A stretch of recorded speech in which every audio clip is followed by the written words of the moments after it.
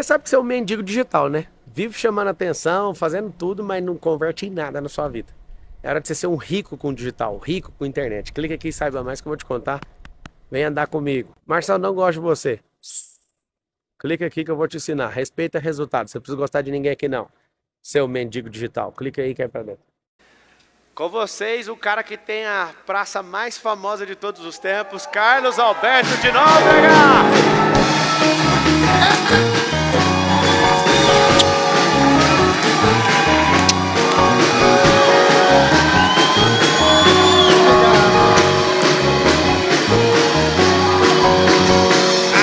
Parceirão! Muito obrigado. Senta aqui. Vamos no seu lugar. Aí sim. A roupa é verde, mas eu sou São Paulino, viu, gente?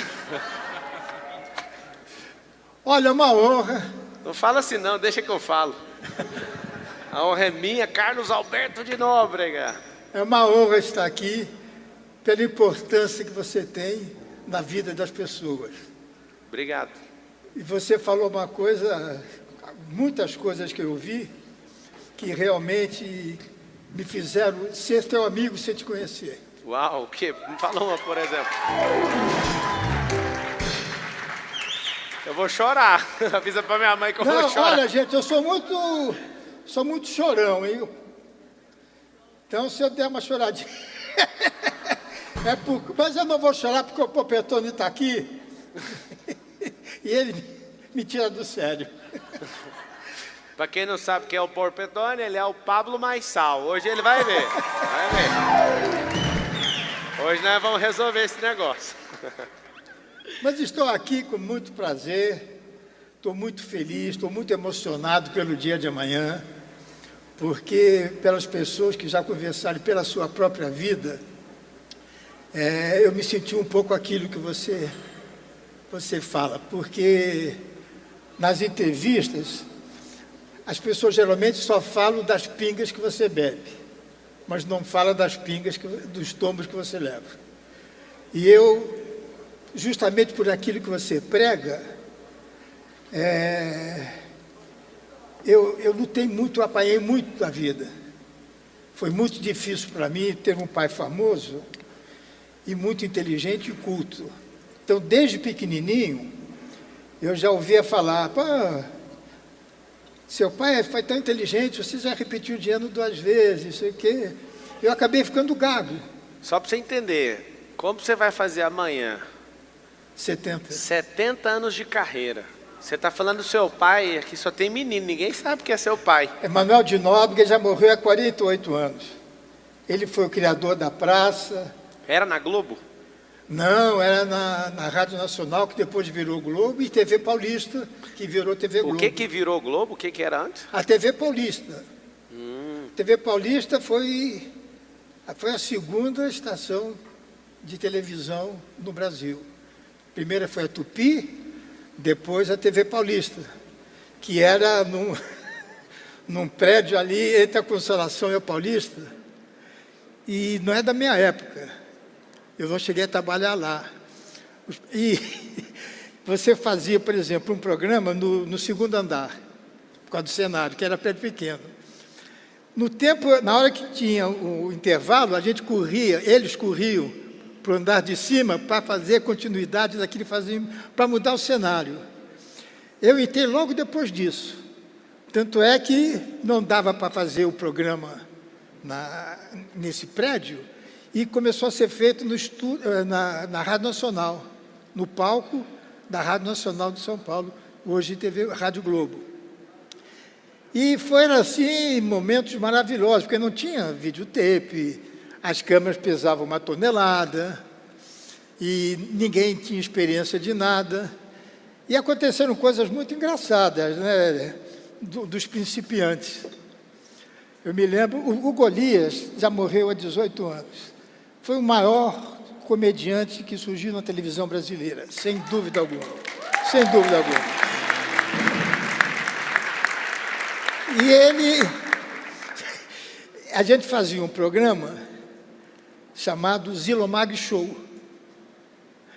O Zilogama era um rádio. Naquela época, eu estou falando de 1954, 53, 54. Quem patrocinava mandava no programa. Não é hoje que você compra uma janela, né? Então, o rádio de carro, Zilomag, fazia um programa aos domingos à noite. E eu comecei a escrever, eu não vou citar o nome da pessoa, apresentava, e o Walter Avancini, que foi um dos maiores diretores de novela, premiados internacionalmente, ia cuidar da parte de teledramaturgia dessa emissora. Bom, ele dirigia, nessa época, esse Zilomag Show. E a agência de publicidade nos chamou, eu tinha 18 anos, o Avancini devia ter uns 19, e esse apresentador tinha 24 anos.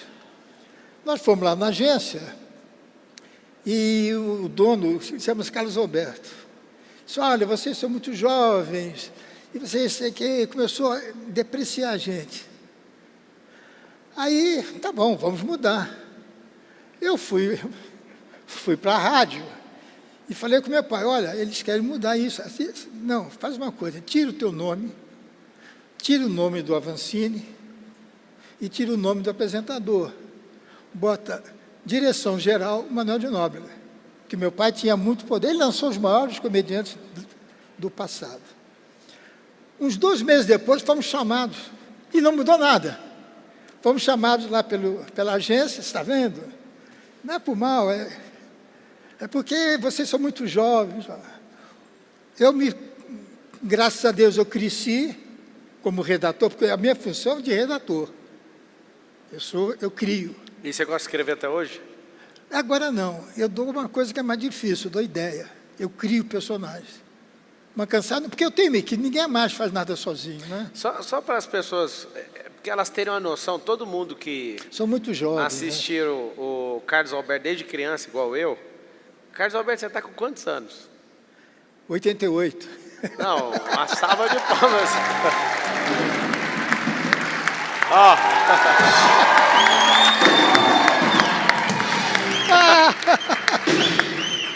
Rapaz, 88 anos, o cara tá falando, não, meu trabalho é dar ideia. Tá entendendo ou não? Como é que seu pai... Não, deixa eu só contar o final. Vai lá. Esses jovens. Esse apresentador que ele não queria, que só dava risada, é o Silvio Santos. Só isso. O apresentador que ele não queria... É o Silvio, porque ele ria muito. É mesmo? O que tem de gente incapaz, incompetente, mandando na gente, naquela época, pelo menos. Um dos meus defeitos, que para mim é qualidade, mas é um defeito, que minha mulher, ela é médica e ela faz um pouco de análise comigo, me ajuda muito. Eu fiz análise 10 anos e meio, por isso que eu mudei muito. Eu não aceito opinião de quem sabe menos de mim. Entende? Não aceito. Então, eu tive 2 grandes amigos, tirando meu pai, que pai não conta, né? Que foi a primeira pessoa que meu pai sempre acreditou em mim. E as pessoas não acreditavam em mim. Eu sofri muito por causa disso. E o que eu estava falando, já me... E o Silvio Santos, quando ele foi tirado, como ele era jovem, ria demais, foi tirado. E continuou, foi o maior sucesso. E depois nós fomos embora. Tem uma história que vale a pena contar. O Golias fazia várias imitações. Quando acabou esse programa, eu sou um guerreiro, cara, de modéstia à parte, eu sou um guerreiro. Eu nunca fui cacique, mas sou um bom guerreiro. O Golias fazia muitas imitações. E nós fomos fazer um programa chamado Folias do Golias, que era escrito e dirigido por mim. Aí ele começou a criar personagens nesse programa. O último era uma entrevista comigo. Eu botava um smoking, só que eu dirigia o programa. Então eu ficava com a casa do smoking, a camisa do smoking, só na hora, tinha 3 minutos para botar a camisa. E eu bolei um quadro de um velhinho que ele esquecia tudo. Tem um nome. Depois que eu caí, quebrei a cabeça, a minha memória foi para o espaço. Você sabe que você é um mendigo digital, né? Vive chamando atenção, fazendo tudo, mas não converte em nada na sua vida. É hora de você ser um rico com digital, rico com internet. Clica aqui e saiba mais que eu vou te contar. Vem andar comigo. Marcelo, não gosto de você. Clica aqui que eu vou te ensinar. Respeita resultado. Você não precisa gostar de ninguém aqui, não. Seu mendigo digital. Clica aí que é pra dentro. É do meu avô. Que a gente estava conversando, ele começava a dormir, o papo continuava, então quando ele acordava, ele ainda estava no outro papo. E eu escrevi um quadro assim para o Golias. Aí ligou para mim, cara, Beto, que velho é esse? Isso é o vovô Ilídio. Que ele dorme, então ele vai na conversa de meia hora atrás. Mas como é que é essa? Eu não sei, Golias. Falei, olha, não vamos ensaiar porque... Ele me falou, não vamos ensaiar porque na hora eu vou criar o personagem. Começou o programa só tinha meia hora. Eu fui para o meu camarim para botar o paletó e não vi o Golias, que estava no outro camarim. Eu entrei, sentei, e começou, aquele treinazinho. Quando eu vi o Golias entrar, eu já comecei a querer rir.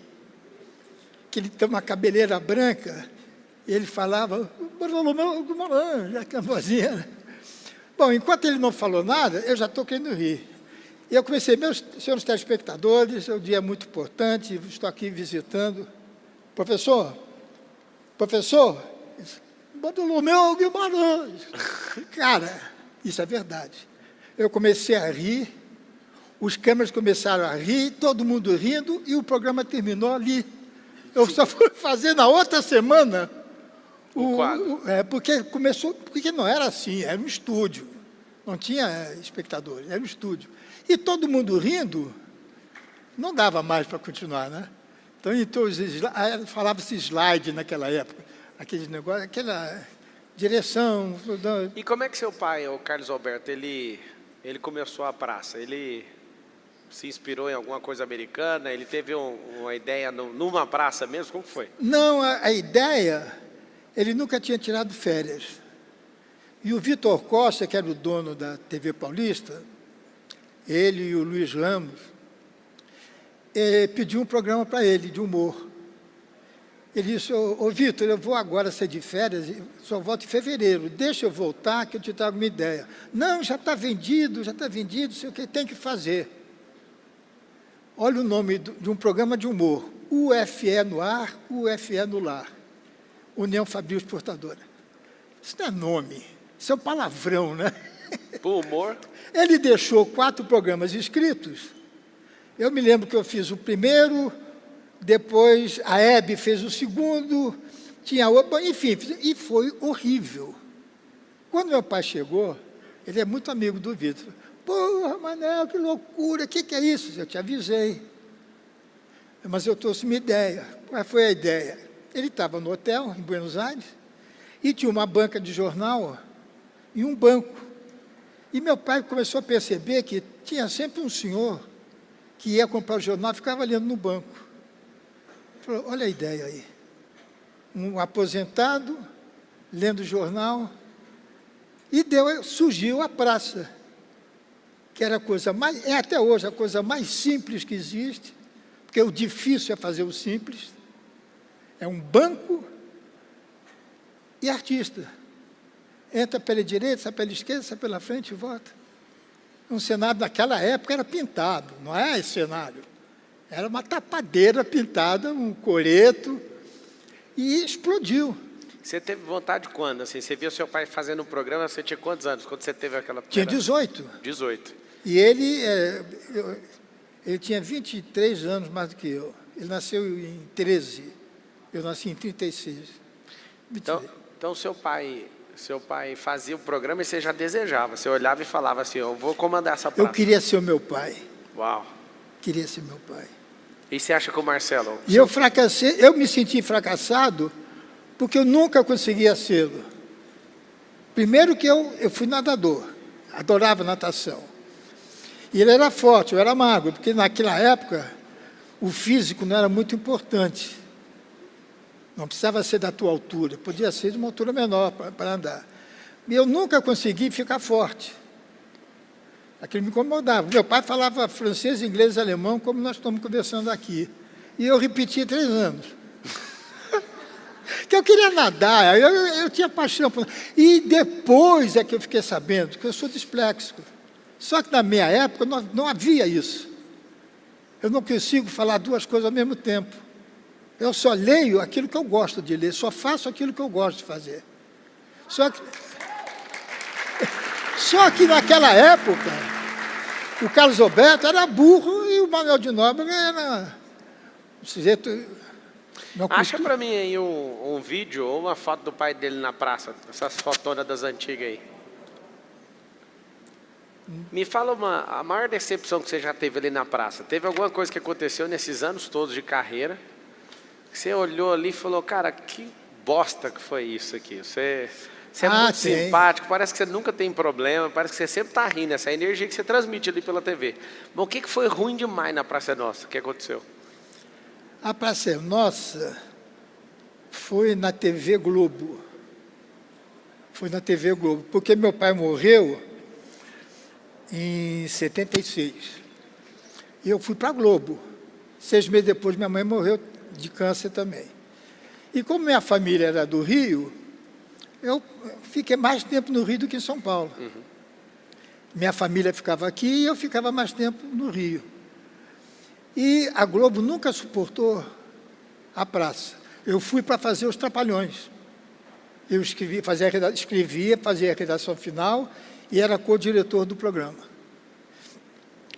Aí surgiu a ideia de se fazer... eu fui falar com o Boni, que o Boni começou com meu pai. Eu e ele, tem a mesma idade que eu tenho. Começamos a escrever no programa do meu pai. Eu falei com o Boni, disse, Boni, dia 17 de março... Esse é o Silvio Santos. Silvio Santos, meu pai. Aqui, ó. Dá um zoom out aí e carrega a imagem para lá um pouco. Na TV você conhece alguém mais inteligente que esse caboclo? Do que o Silvio? Do que o seu pai. Acho que o Jô Soares. O Jô Soares? O Jô foi a pessoa de... Meu pai era muito bom em história e geografia. E línguas, ele tinha facilidade. O Jô foi a maior cultura que eu conheci na vida. É mesmo? Eu conheci 2 homens de uma cultura assustadora. O Jânio Quadros e o Jô Soares. Fala uma coisa aí do Jô Soares, assim que você... O Jô, ele era um gênio. Ele era um gênio. Naquela época, não havia equipe de redatores. Por exemplo, os programas que o Golias entrava, eu escrevia para o Golias. A praça, meu pai não deixava ninguém escrever. E a gente estava na Record. E um dia, nós estamos saindo, e o Newton Travesso, um dos maiores diretores que teve na época, que ele já está aposentado, ele falou, Carlos Alberto, você é muito amigo do Jô, será que vocês poderiam escrever um programa juntos? Falei, claro, porra. É um programa de uma família, assim, a família Trapo, que acho que não é da época de vocês também, 64, 65, acho que ninguém é nessa época. Essa turma aí, né? Não. Era um programa que parava o Brasil. Parava o Brasil. Quando a gente ia fazer, por exemplo, no sábado, a gente ia numa cidade, a gente desfilava em bocado de corpo de bombeiro. Era um absurdo. E nós começamos a montar a família Trapo, que seria um empresário rico, que era o Zeloni, Otello Zeloni, é o ator italiano, a Renata Fronze, a Renata, a Cidinha Campos, que era menina, era muito amiga dos... Porque o prédio ficava ao lado do Teatro Record, a história do... Então, ela trazia sempre para a casa dela algum artista. O Golias era o cunhado que não trabalhava. E o Jô Soares era um mordomo. Por que mordomo? Numa casa, eles eram bem de vida, mas não para ter mordomo. É que ele quebrava tanta coisa que ele trabalhava de graça. Aí surgiu essa ideia e estourou. Foi uma coisa assim... impressionante. E a gente viajava muito. Aí era eu e o Jô. 2 anos depois... mas porque antes disso, eu ia escrever... O Jô era mais gordo do que agora, quando ele morreu. Ele pesava uns 150 quilos. E ele tinha na casa dele uma banheira daquelas antigas, sabe, aquelas que tem pata de... Sabe? Ele botava umas almofadas atrás e entrava na banheira. Eu sentava do lado dele e a gente fazia sinopse. O que é a sinopse? É a história do que vai acontecer. Então, seria, por exemplo, a gente começava, número 1, Zelone entra dizendo que vai isso, assim, assim, assim, assim, assim, assim, assim. 2, entendeu? A gente fazia para terminar em números pares, que é para a gente dividir igual. Quando a gente acabava de montar a sinopse, o Jô deitado e eu tomando nota. Olha a loucura desse cara. Eu disse, Jô, eu vou ficar com 1, 5, 4 e 3. Você fica com os outros. Para não dar ciumeira, o que o Jô fazia? Ele fez, vamos comprar 2 máquinas iguais. Máquina de escrever. Uma IBM, você também não era nascido, fica quieto, que tinha umas bolinhas. Você se lembra disso? Eu não, lembro, né? de máquina de escrever. Compramos iguais. O que eu falei? Vamos por hipótese. Eu tinha que escrever a primeira parte, que tinha que terminar na última linha, para o Jô começar na primeira linha, a segunda parte. Só que o Jô não tinha condições de ficar sentado muito tempo. E a coisa mais difícil é você falar o que você não conhece, o que você não... Porque nasce, né? É um desenvolvimento mental. Os personagens vão falar pela gente. Ele gravava. Ele dizia, Zelone, Bronco, onde é que você vai ser o quê? Golias. Nós vamos dizer o quê? Eu escrevia. E ele gravava. Ele gravava, cara. Era impressionante. Isso é de uma dificuldade. É a mesma coisa chegar perto do Popetone, você conta uma piada aí. Ele vai levar uns 2 tempinhos para... Né? E para escrever... E me ensinou uma técnica. Porque quando eu comecei a escrever, eu escrevia escondido do meu pai. Porque meu pai era diretor de uma rádio aqui de São Paulo e tinha um redator chamado Mário Santos, que era muito amigo do meu pai. Eram colegas. Ele tinha 1 ano mais velho que o meu pai. E ele era o meu melhor amigo. Eu, com 16 anos, 17 anos, eu só saía com ele. Por quê? Com todo o respeito que eu vou falar. Ele era solteiro, ele era desquitado, bebia, fumava e me levava para farra. E a educação que meu pai me deu foi tão grande, minha mãe principalmente, que eu nunca fumei, nunca bebi, nunca joguei, nunca usei droga. Eu nunca vi um cigarrinho de maconha. Nunca vi. Uau, uma salva de palmas, né? Nunca vi. Muito bom. E passei a ser disciplinado com a do esporte. E o exemplo que o Golias me dava. O Golias foi, viu, Popetone? Foi a pessoa mais disciplinada. Botava caco, sabe o que é caco, gente? É aqui que não está escrito. Cria na hora. Ele enchia de caco, mas respeitava o texto. E ele me ajudou muito, porque meu pai me ensinou, meu pai teve a educação que eu queria dar para os meus filhos e não consegui. Meu pai sempre me fez pedir. Eu, Carlos Roberto, vai lá e pede. Então, quando eu fui renovar o primeiro contrato, eu e Golias, a gente estava na casa da Hebe, que a gente se contava quase todo fim de semana. Walter Forte, uma gente que vocês não conhecem, mas uma turma muito boa. E na segunda-feira, o Vitor Costa ia chamar a gente para falar sobre o contrato. Então, nós ficamos numa sala, eu e Golias, ele fazendo o Vitor Costa e eu conversando com ele, dando o que eu quero, e ele repetindo, depois fazia o contrário. Eu era o Vitor Costa e ele era o Golias. Na segunda-feira, fomos para a rádio, o Golias entrou primeiro, disse assim, está tudo certo, sei o quê, parará, pô, que bom. Eu entrei, O que você quer, Carlos Alberto? Quero discutir, né, fala com o teu pai, porque teu pai... Eu fiquei com uma raiva, porque ele me cortou as... Eu queria discutir com o cara, eu queria ser eu. Até hoje, eu falo do meu pai, eu choro. Ele morreu há 48 anos. Porque nós tínhamos, naquela época, os pais... Não é como hoje, você tomava benção ao pai, tomava benção ao tio. Não quer saber o pai de você, pô. Mas ele me ensinou exatamente isso. Garra, vá você e peça. Muito bom. Entendeu? Então,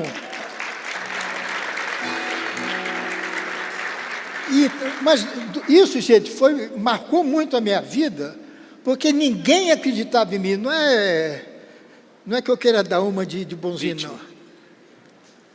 Ninguém acreditava em mim. Primeiro diziam que era meu pai que escrevia para eu ganhar. É um absurdo, que meu pai tinha o maior salário do rádio. Certo? Depois, na televisão com Golias, com Golias qualquer um escreve. E 80% do que o Golias fez em 40 anos de carreira foi escrito por mim.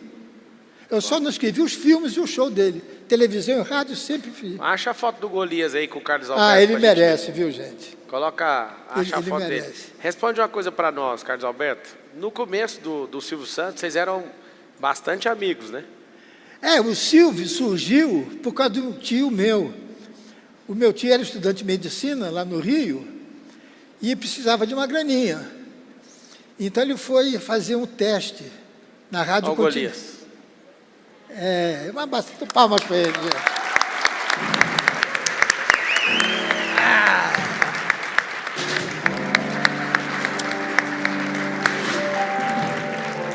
Esse vivia só curtindo a vida, só zoando. Ele foi o irmão que eu não tive. Ele foi o irmão que eu não tive. Muito bom. E...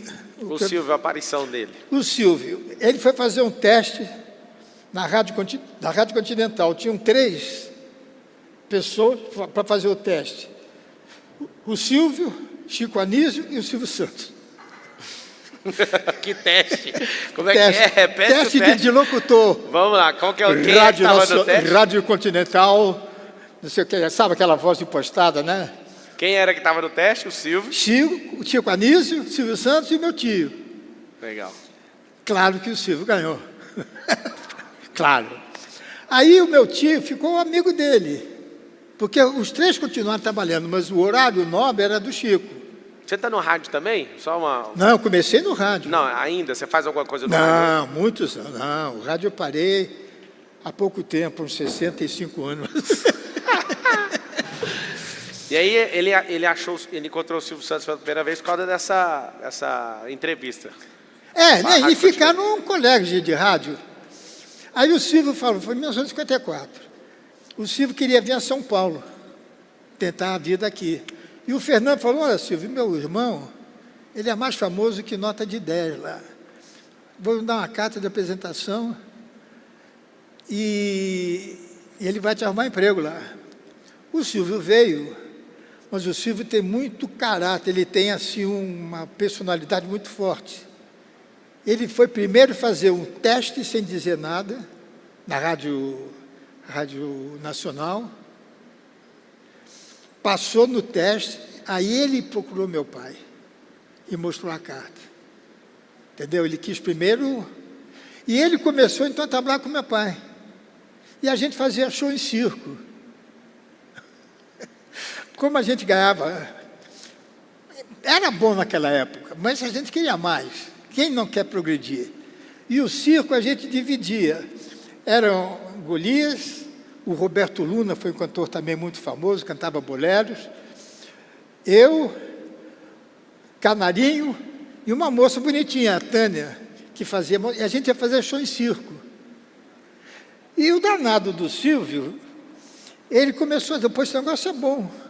Porque, por exemplo, eu ganhava 3.000 cruzeiros. Golias ganhava 4.000 cruzeiros. A gente tirava numa semana esse dinheiro. Porque a gente fazia 2 circos no sábado e 2 no domingo. Era a casa, diria 50%. Então, por exemplo, para quem mora em São Paulo, o primeiro circo era na Lapa e o segundo na Penha.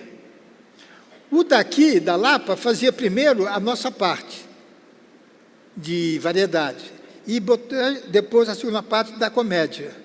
Enquanto lá, na Penha, eles estavam fazendo a comédia para depois a gente fazer. Então, eu conheço São Paulo, eu conhecia como gente grande, porque a gente saía da Lapa e tinha coisas gozadas, que às vezes atrasava.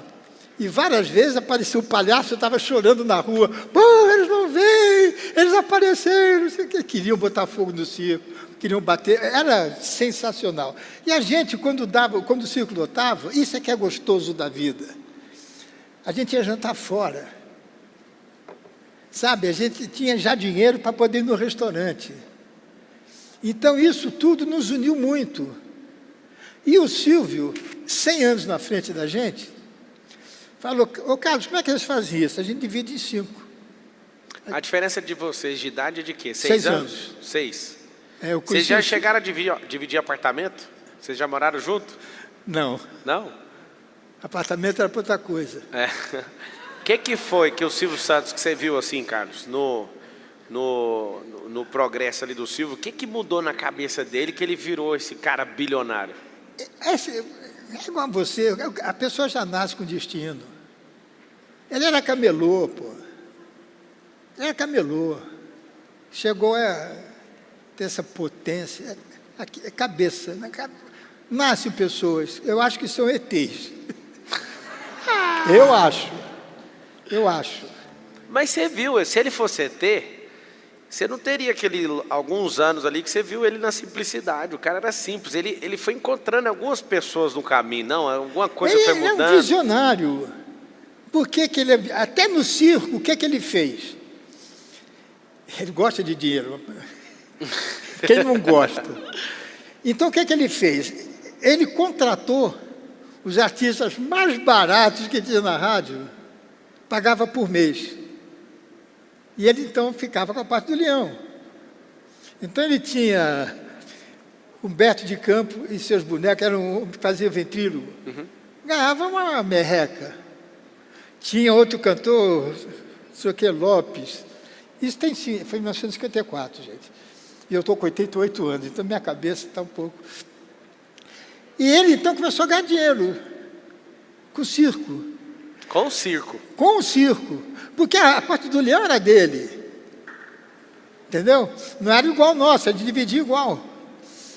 Até que o dia ele precisa ter um carro. E ele fez, então, é que eu me esqueço os nomes. O Carlos Kerlakian, esse eu me lembro, era dono de um grupo de sapatos. Ele era candidato a deputado estadual. E o deputado federal era o dono da VMAG. VMAG era a marca de automóvel que tinha naquela época. Ele queria ser deputado federal. O que o Silvio propôs? Vocês me dão um Jeep e um alto-falante, um amplificador. Quando acabar as eleições, se vocês ganharem, o Jeep fica para mim. Então, o Silvio acabava o programa do meu pai às 2 horas da tarde, comia um sanduíchezinho, pegava o Jeep dele, ia para, sei lá para onde, para qualquer dessas bibocas daí. Alô, sábado. O Silvio tinha apelido de peru, porque ele ficava muito vermelho, meu pai ficava mexendo com ele, ele ficava lendo, e meu pai levantava assim a calça dele, botava a mão assim na frente, ficava, entendeu? E ele ficava vermelho. Então era o peru que faz, mas isso só, nunca ninguém chamou o Silvio de peru. Não, Não, mas é. Então, sábado, a caravana do peru que fala com o fulano de... E hoje é o Silvio Santos. Hoje não, 100 anos é o Silvio. Porque ele tinha uma visão enorme. O caso do baú é um exemplo disso. Apareceu um alemão uma vez para falar com meu pai, que tinha uma ideia, que na época tinha cesta de Natal. Você pagava por mês e no Natal você recebia uma cesta com as coisas de Natal. E ele queria transformar aquilo em brinquedo. Aí meu pai foi para a banha, daí meu pai todo sócio com ele. E começou a promover no rádio e na televisão. Quando chegou em dezembro, o cara não tinha gasto todo o dinheiro, e não tinha comprado presente de nada. E nós ficamos sabendo por uma denúncia num programa de jornalismo lá da Tupi. Aí, meu pai ficou doido. Ligou para o Silvio: Silvio, eu preciso que você faça um negócio para mim. Fique lá no meu lugar para botar as coisas em ordem, que eu vou procurar dinheiro para comprar os brinquedos, não vou sujar meu nome. E o Silvio não quis. Aí meu pai, no mesmo dia, ligou pela segunda vez. Isso dito pelo Silvio. Na terceira vez, o Silvio ficou com medo que meu pai tirasse ele do programa. Então, tá bom, seu Nóbrega, eu vou lá. E meu Silvio foi lá, botou o alemão para fora, pegou a contabilidade que não tinha, estava uma desgraça, e meu pai começou a arrumar brinquedos, arrumar dinheiro, porque o Silvio não tinha dinheiro. Ele tinha um Jeep. Era o único patrimônio que ele tinha, um Jeep. Até que chegou no fim do ano, zerou. O Silvio conseguiu zerar. E falou para o meu pai: ô, seu Nóbrega, vamos fazer uma coisa. A Cesta da Amaral está falida. A gente pode comprar a carta da Amaral e começar a dar prêmios. Que você só pode dar prêmio se você tiver aquele alvará, né? Tiver uma licença. Meu pai: não, Silvio, eu estou fora, não quero saber de nada, fica para você, vai embora, seja feliz. E o Silvio começou a entrar nessa de dar carro. E as pessoas duvidavam. Uma vez eu até falei, eu tenho liberdade com ele para falar isso: Silvio, você dá mesmo esses carros? Ele falou: Carlos, quanto mais carro eu der, mais baú eu vou vender. Ele era um visionário, né? Ninguém... E ele... Aí começou a crescer. Ele tinha um programa, meu pai tinha um programa domingo em cima do futebol. E quando nós saímos da Paulista, como meu pai era muito amigo de Vitor Costa, ele tinha morrido, ele devia muito dinheiro ao meu pai, de salários, de publicidade e tal. E meu pai jamais iria cobrar de um amigo, ainda mais morto. E quem ficou no lugar do Vitor foi o padrasto do filho dele, que era um banqueiro. E era muito dinheiro. Então, eles fizeram uma proposta para o meu pai. Meu pai gostava muito de viajar. Eles pagaram uma viagem para meu pai de volta ao mundo. Meu pai saiu de São Paulo, foi para a Europa, a Ásia, chegou lá no Japão, voltou para a África do Sul, pago pela dívida. Deu um dinheiro em dólar e deu 2 horas aos domingos em cima do futebol, que o Silvio ficou com esse programa para ele. Então apresentou futebol, Silvio? Não, ele fazia um programa de negócio de velha surda, forca. E foi crescendo. A TV Paulista foi vendido para a Globo. O Silvio estava no meio da programação. Se acertaram, aí Deus ajudando é covardia. Ele passou a ter 4, 5 horas de programa, explodiu. E ele foi muito, por ser camelô, é triste falar isso, tinha um preconceito muito grande. E começaram a prejudicar o Silvio. A Globo queria entrar na parte comercial do Silvio. O Silvio disse: não, esse horário é meu. Então começaram a podar. Ligaram para o João Calmon, que a Tupi era um condomínio. Né? Eram 21 estados, era um condomínio. E o João Calmon era o presidente desse grupo. Para começar a não contratar o Silvio, caso o Silvio saísse da Globo.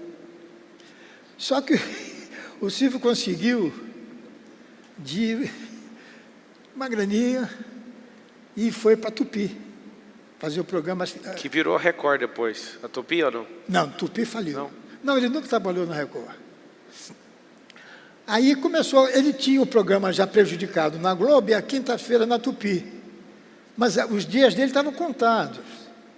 Ele sabia que uma hora a força dos homens lá era maior que a dele. Aí ele queria ter uma televisão. E foi na época da ditadura. E vocês não sabem o que é ditadura, há de não saber nunca. Só que meu pai, desgraçadamente, era muito amigo do coronel que tomava conta de São Paulo, que tirou a demanda, botou lá na tela, aquela história toda que não vale a pena falar. Ele era muito amigo do meu pai. E por intermédio do Rubem, desse coronel, tinha um amigo do meu pai que era presidente da Cobal. que dá alimentação para todos, né, para o Brasil inteiro. E não quiseram dar uma televisão para o Silvio. A ditadura. Porque o Silvio era um camelô. Eles não viam o gênio que o Silvio era. Uau. Queriam ver só lá, que não é lado ruim, ser pobre não é ruim. Tá? Mas para o meu pai eles davam. Então, eles entraram com um pedido de uma concessão, e isso tem gravado. O Silvio já botou isso, inclusive, no ar uma vez, onde meu pai está recebendo a emissora e o Silvio agradecendo ao ministro e ao meu pai. Foi a única vez que eu vi o Silvio chorar, porque meu pai já estava em terminal, meu pai já estava nas últimas, e ele foi a Brasília receber a concessão, e dizendo que, finalmente, a televisão brasileira ia ter um canal feito por artistas, para dar emprego para os artistas, para os pintores, porque a Globo era muito americanizada, não é? Vinha tudo dos Estados Unidos. E as outras estações, eles queriam um canal, mas não queriam dar programação. Não vamos citar nomes, mas é assim. E ganharam. O Silvio ganhou esse canal, que não é a Tupi, é um canal que já acabou, é a TV Corcovado, no Rio de Janeiro. Corcovado. A Tupi não tem nada a ver com meu pai, nada. O Silvio comprou a massa falida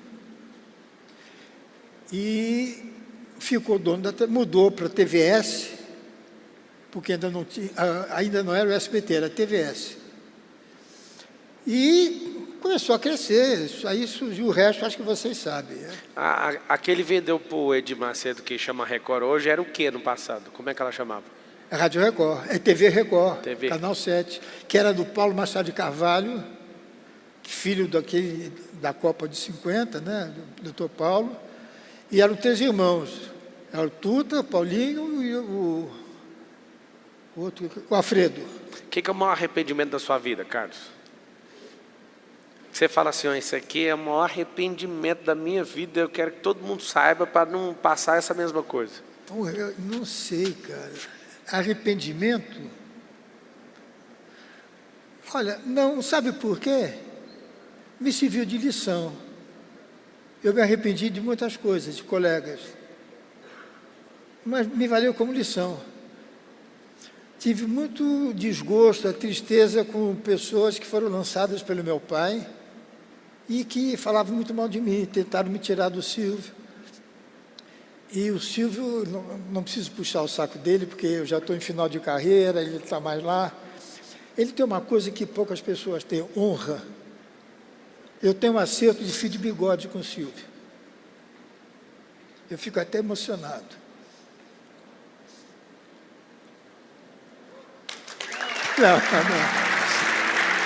Não. Pelo seguinte, o meu pai, em junho de 75, ele teve um câncer. E ele foi morrer em março de 1976. O Silvio pagou todo o tratamento do meu pai. Todo.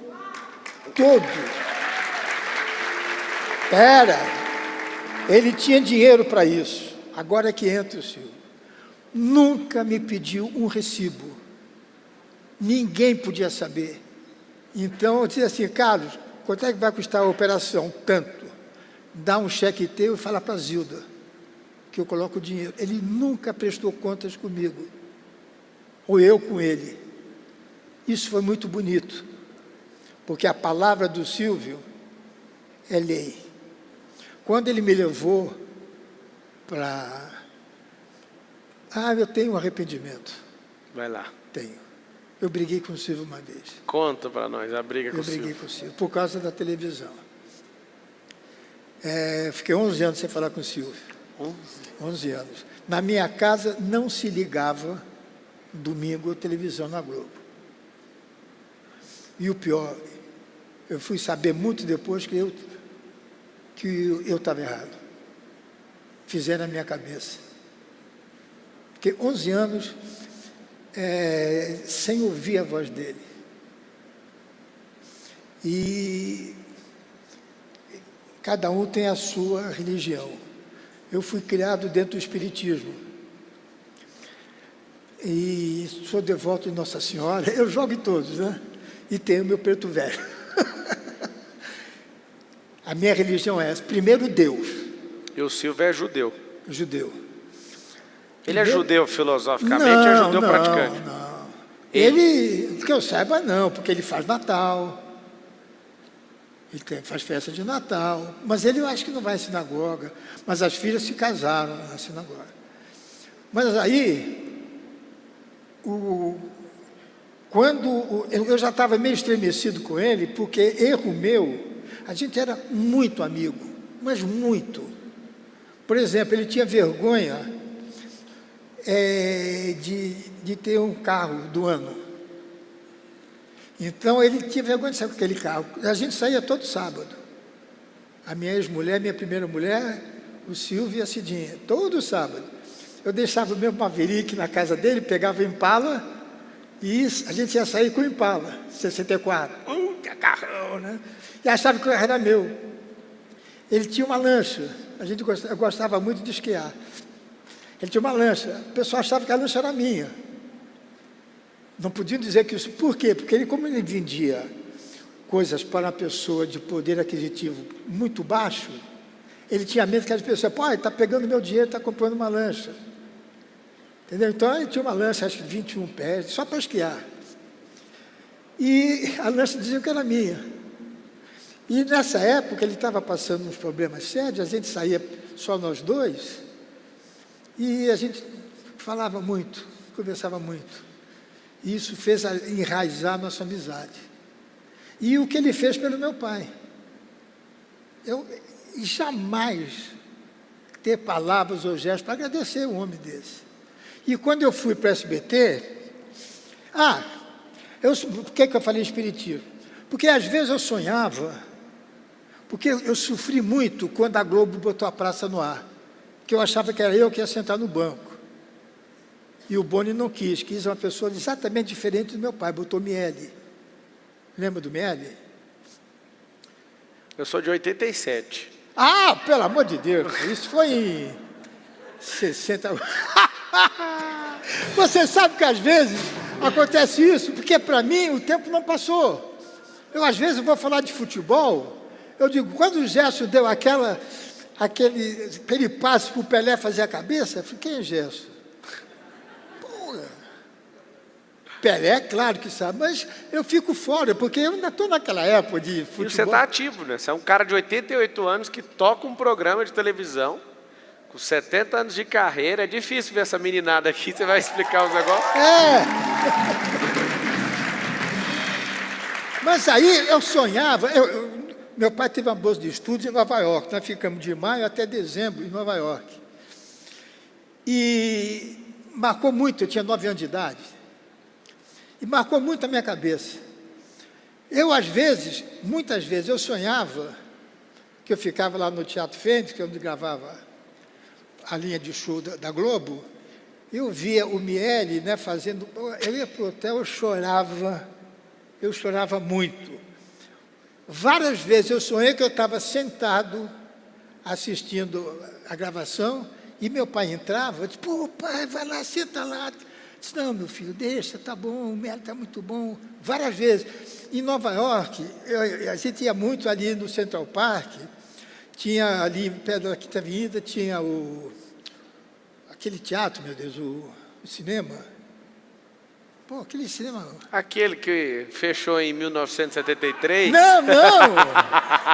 Não, tem até hoje. Oh, meu Deus! Não, Médici era o ginásio. Bom, não importa. Eu estava numa calçada com meu pai e minha mãe e o Silvio na outra. Meu pai dizia, filho, vai lá falar com o Silvio, vai lá. Eu disse, não vou, eu não quero ouvir o que ele me disse uma vez. Isso, várias vezes soava que eu estava numa festa e estava assim numa sala, o Silvio estava lá. Eu sentia saudades dele, só que eu estava magoado. 11 anos. 11 anos. Até que a filha dele, a Renatinha, que é a caçula, o meu tio era pediatra. Ele é professor da Escola de Medicina e fazia pediatria. E o Silvio ligou para ele. Ô, Fernando, vem ficar comigo aqui, que acho que ela está com meningite, sei o quê. E eles passaram a noite inteira no hospital.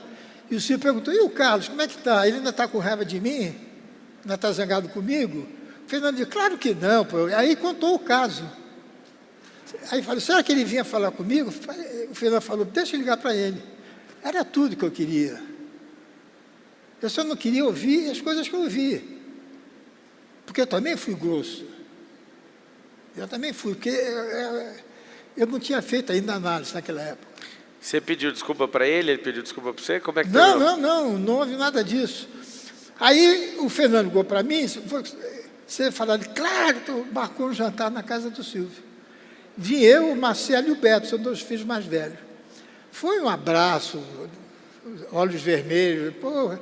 E o Silvio foi mostrar para os meus filhos o livro Caixa, desde o primeiro dia, de uma caneta Bic que ele comprou, sei o quê, taraná.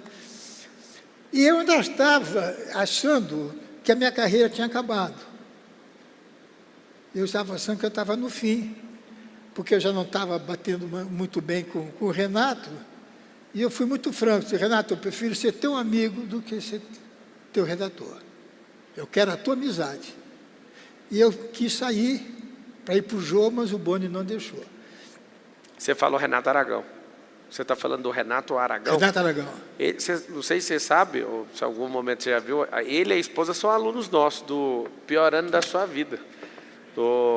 A Lília Aragão, ela está lá firme, acorda, ele faz o Didi fazer o boot.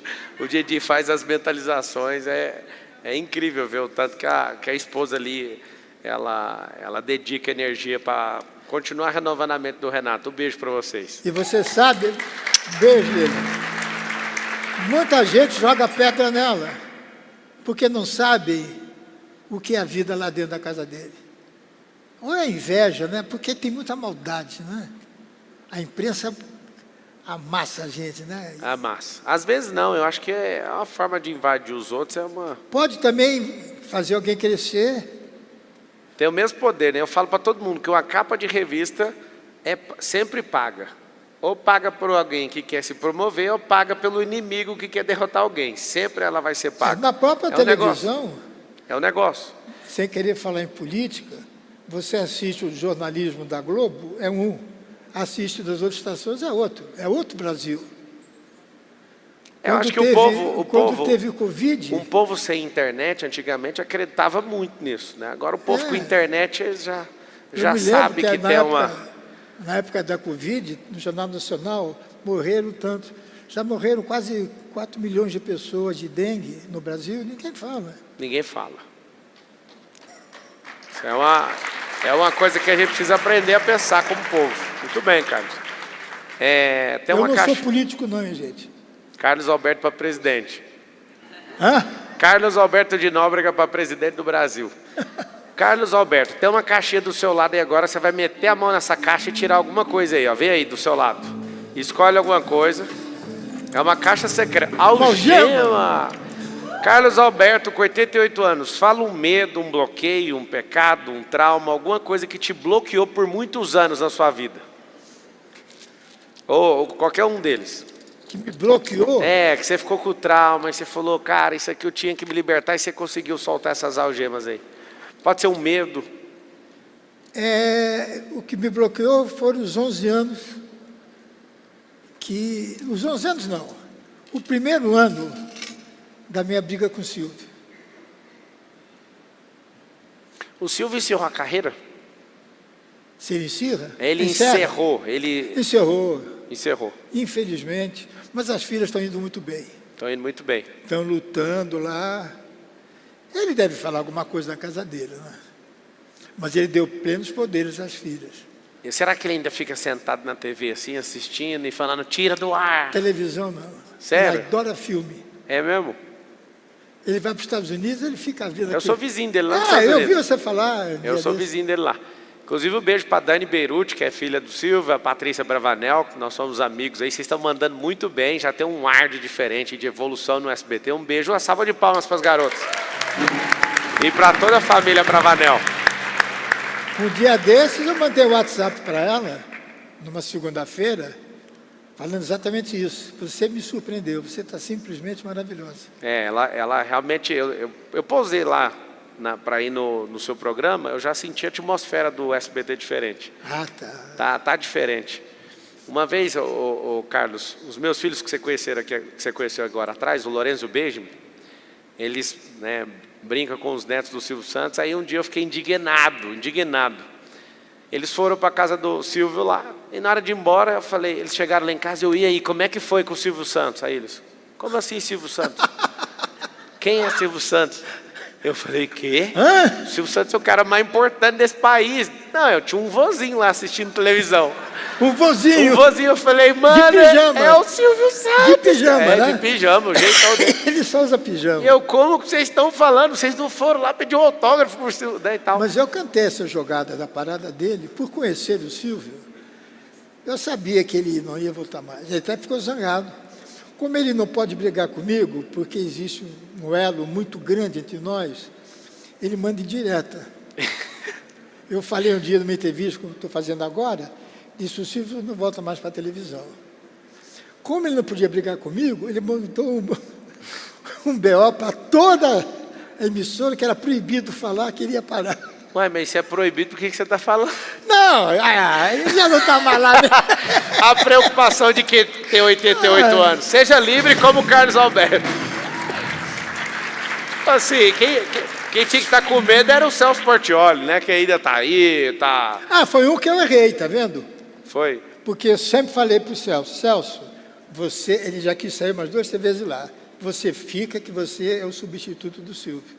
Só que apareceu a Patrícia mandando ver, ela está cada vez mais solta, e a gente lembra até o Silvio. E foi mesmo melhor, porque era muito peso. Você sabe que você é um mendigo digital, né? Vive chamando atenção, fazendo tudo, mas não converte em nada na sua vida. É hora de você ser um rico com digital, rico com internet. Clica aqui e saiba mais que eu vou te contar. Vem andar comigo. Marcelo, não gosto de você.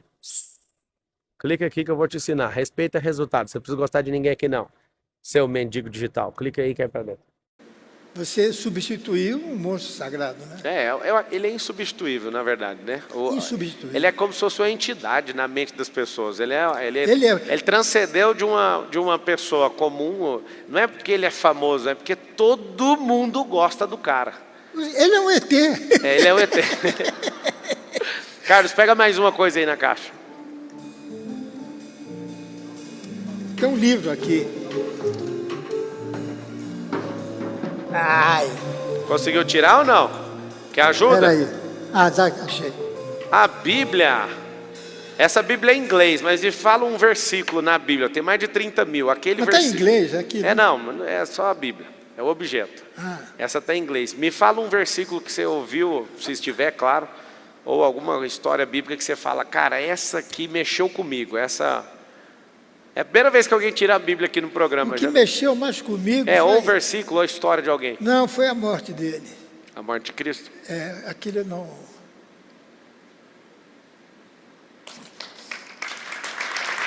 Que bom. Porque você vê, a maldade não é de hoje. Uma pessoa que veio ao mundo para pregar o bem, pregam os pregos na mão daquele homem, não dá. Você sabe de uma coisa? Você não me perguntou, mas eu vou te dizer. Eu rezo quando acordo, quando vou dormir, mas não dou o valor que eu dou às vezes que eu falo com Deus. E Ele me ouviu sempre. Amém. Há 2 semanas atrás eu estava com um pepino do tamanho de maior que esse estúdio. Eu me ajoelhei, teve mais Nossa Senhora. Falei, isso não pode acontecer comigo. E não aconteceu. Glória a Deus por isso. Glória a Deus. Você falar com Deus é bom, porque Ele te ouve. Amém. Às vezes eu estou conversando com você, você está pensando em outra coisa. Não é verdade? Deus não. Deus não. Deus ouve. Amém. Muito bom. Ó, prepara aí, já toca a nossa música do Direto do Como. 2 perguntas. Pega aí o microfone, vocês vão fazer pergunta. Não é consultoria, não é terapia, é direto no como, fechou? Antes de passar para vocês, agora é você que, o Carlos Alberto, que faz uma pergunta para mim. Vá direto no como, o que você quer saber? Eu quero saber, você é coach? Não.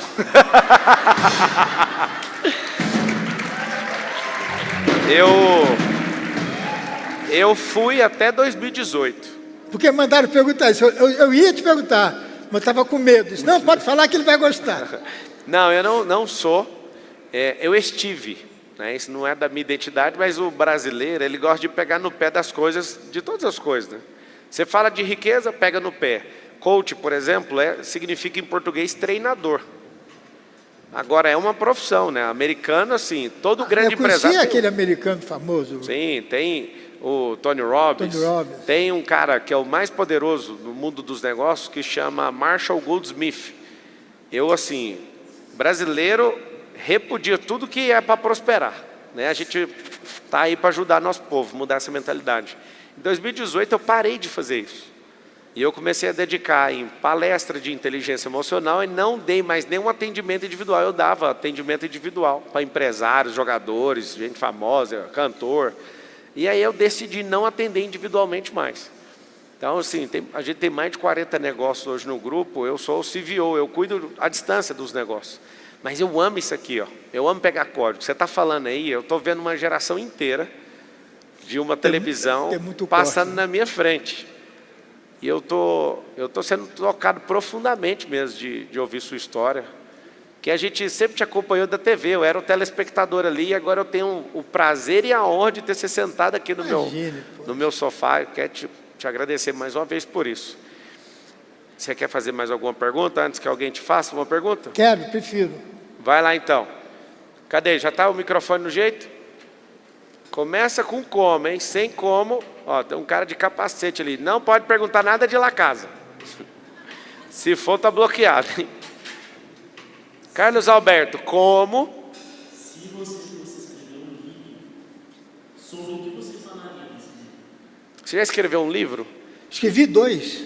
Agora, nesse momento. Se fosse para você escrever um livro. Não, terminei o 3º. Se você fosse escrever... O que é? Não estou entendendo. Ele quer saber se fosse para você escrever um livro agora. É porque ele podia ter perguntado se você já tivesse. Agora, se você fosse escrever um livro agora, sobre o que você falaria nesse livro? Que pena, Brasil. Que pena, Brasil. Ó, nem é um livro, mas se você quiser pôr sua foto e escrever isso aí, eu pago uns 100 outdoors em São Paulo com a sua foto escrita isso aí. Se quiser, tá prometido. Eu pago lá 100 outdoors, aqueles grandão com a sua foto. Que pena, Brasil. Próxima pergunta para o Carlos Alberto. Pablo. Vai lá. Boa tarde, meu nome é Eliana Pigato. Uma honra estar aqui à sua frente. Obrigado. Valeu o meu dia. Eu quero te perguntar como você vê o surgimento do próximo ícone da televisão brasileira, tendo Chico Anísio, Hebe Camargo, Carlos Alberto, Jô Soares, Silvio Santos. Como você vê o surgimento? E quem é essa pessoa? Desculpe, não entendi. Pode me microfone. Ela falou o seguinte: como é que você vê hoje o surgimento de um novo ícone? Aí a gente falou os nomes, né? Carlos Alberto, Silvio Santos, Hebe Camargo, Jô Soares, toda essa turma que você fez amizade com eles, né? Você é o cara mais em atividade, o cara mais antigo da televisão hoje. Sem dúvida alguma. Como é que você enxerga? A televisão vai acabar ou vai ter um ícone novo? Quem que é? Eu tenho a impressão que, do jeito que a carruagem anda, não vai surgir um grande ídolo. Os ídolos que estão surgindo são passageiros. Ídolo, para mim, é quem começa e fica há 40, 50 anos. Agora, tem colegas que tem uma música só e tchau. A outra eu estava ouvindo, Feeling, lembra dessa música? Essa música só tem 50 anos e você não se lembra. Só fez esse sucesso, até hoje toca. Você conheceu o Teletubbies? Não. Então, e a televisão está passando pela pior fase dela. Ela não vai acabar. Porque quando quando surgiu a televisão, o rádio ficou com medo de perder o seu, né, a sua, espaço, sua né? razão, Tudo o era seu espaço. E não aconteceu. Tem rádio até hoje, que dá muito dinheiro. E o rádio é o rádio. Você entra no carro, liga o rádio. Você está no barbeiro, se liga, ouve música. É que hoje o rádio é mais um alto-falante. Não existe mais um programa de rádio, programa musical. A televisão está caindo muito. Muito. Porque não está havendo uma renovação que ela precisava ter. Porque hoje é muito melhor você ser conhecido no Instagram. É o meu caso. Eu vou citar um caso meu, me permita a falsa modéstia. A Praça era um programa de maior audiência do SBT. Depois sem tirar o Silvio, claro. Depois da pandemia, o rádio caiu muito, a televisão caiu muito. E a internet cresceu. Então, hoje, o meu programa, por exemplo, antes da pandemia, quando dava 12, eu não dormia de tristeza. Hoje, quando dá 6, eu não durmo de alegria. É verdade, porque hoje 6 é muito mais do que 12. Mas por que eu estou contente? Porque, qual é a razão que a pessoa... Alberto, você não está mais fazendo a praça? Estou, mas eu entro às 11h30 da noite e acaba 1h da manhã. O meu público acorda às 5h da manhã. 6 horas para ir trabalhar. E o que acontece comigo? Eu estou muito mais conhecido agora, porque a senhora, por exemplo, que é na hora do almoço, eu quero ouvir o Popertone. Vá na internet, Popertone, Praça Nossa e tal, e assiste a hora que a senhora quiser. Eu estou no quadro dele. Eu estou nos 15 quadros do programa. Então, eu estou sendo beneficiado, mas eu não gosto disso. Eu queria a minha televisão dando 12, 14. Mas ela não vai acabar. Eu não acredito que vai surgir outro, porque esses que vão surgir estão na internet. A Virgínia tem 40 milhões de seguidores. 40 milhões.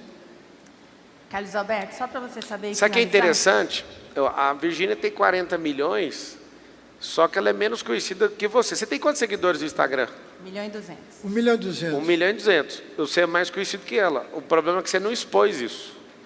A internet é outro mundo, é uma atmosfera diferente. É outro mundo, que é o mundo do futuro. Sim. Quem que você acha no Brasil que não conhece o Carlos Alberto de Nóbrega?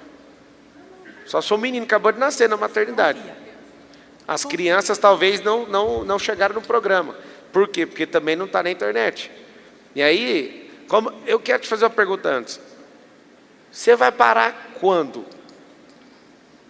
Quando eu gostaria de parar? É. Na véspera de eu morrer.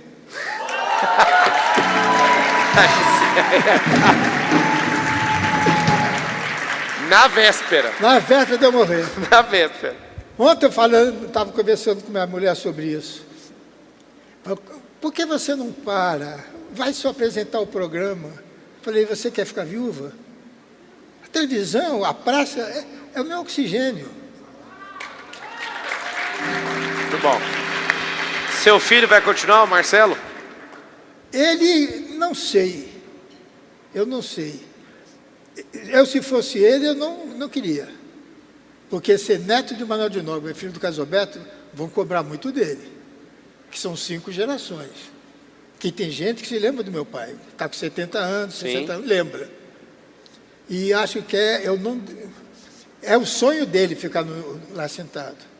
É o sonho dele, né, Paulo Vitório? Ele faz os shows, eu nunca mais fiz show. Não, nunca mais não, fiz 4 ano passado com o Matheus. Porque eu juntou um grupinho, porque é gozado, uma coisa que acontece, foge completamente do assunto, mas é para você entender.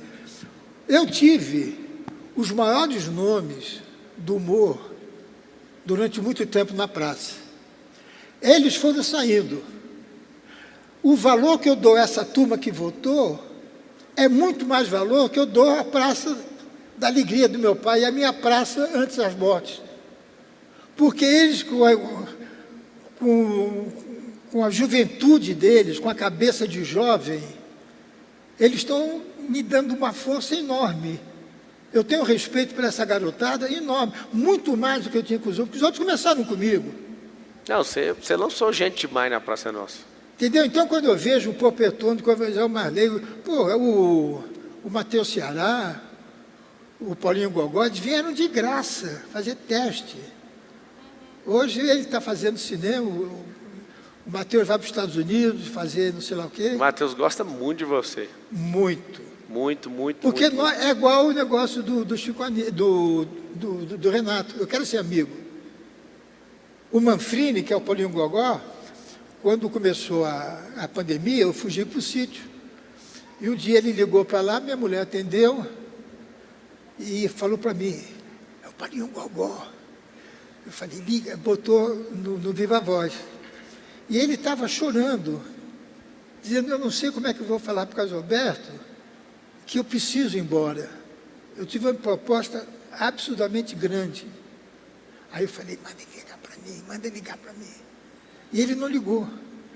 Meia hora depois eu liguei para ele, que ele estava com medo de eu brigar com ele. Falei, cara, isso é a maior alegria que você pode me dar. Você vinha de ônibus, do Rio de Janeiro para cá. Você tem uma empresa de caminhões, você tem lojas de coisas. Você vai fazer 6 filmes como produtor. Cara, teu filho vai estar nos Estados Unidos. O que eu quero mais de você, cara? Amanhã eu morro. Eles ficam desempregados. Porque a praça é uma vitrine. Ele não ganha aquilo que ele vale. Ele ganha muito mais pelo valor dele. Fazendo show. Boa. Porque a praça é uma vitrine. Amanhã vai ser o... Tem alguém hoje em atividade que tem mais tempo de carreira que você? Em atividade, não. Tem o Ari Fontoura, que às vezes faz alguma coisa. Tem o Lima Duarte, com 94 anos, mas só fez um comercial um dia desse aí. Mas atividade contínua não Laura tem. Cardoso tem 90 e pouco. Não. Atividade ninguém. É o Nem seguinte, o Silvio. Nem o Silvio. Silvio tem 1 ano a menos que eu. 1 ano. É o seguinte, eu pedi pro time aí pegar umas fotos das antigas e a gente tem uma homenagem para você, Carlos Alberto de Nóbrega. Toca o play aí para ele. O Carlos Alberto de Nóbrega. Vamos cantar todo mundo, vamos ficar de pé e cantar o parabéns pro Carlos Alberto de Nóbrega. 70 anos de carreira na televisão brasileira. Vamos todo mundo ficar de pé? Toca a música do parabéns pro meu amigo. Parabéns pra você. Olha aí. Nessa data querida. Muitas felicidades, muitos anos de vida. Parabéns pra você nessa data querida. Muitas felicidades, muitos anos de vida. Muito obrigado, adorei. Parabéns. Eu também sou seu fã, cara. Parabéns. Obrigado pela aula.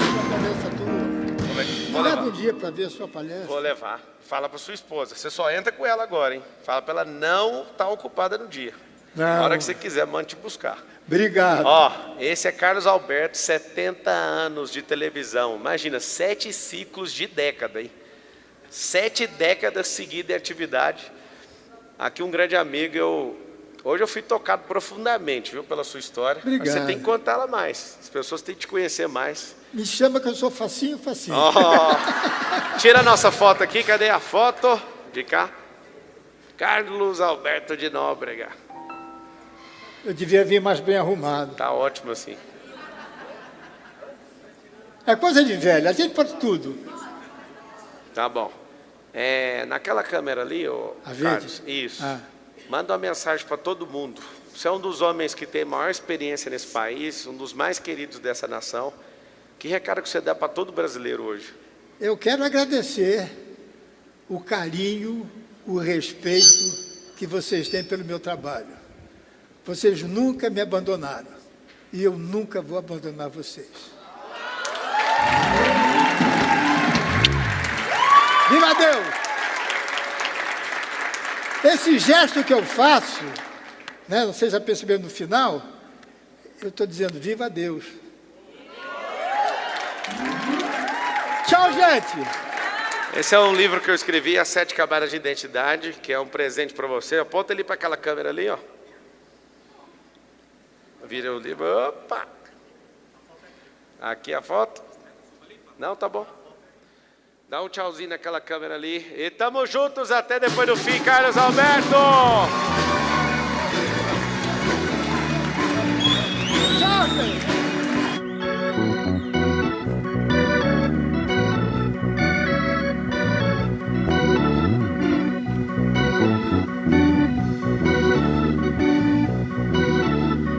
Você sabe que você é um mendigo digital, né? Vive chamando atenção, fazendo tudo, mas não converte em nada na sua vida. É hora de você ser um rico com digital, rico com internet. Clica aqui e saiba mais que eu vou te contar. Vem andar comigo. Marcelo, não gosto de você. Clica aqui que eu vou te ensinar. Respeita resultado. Você não precisa gostar de ninguém aqui não. Seu mendigo digital. Clica aí que é pra dentro.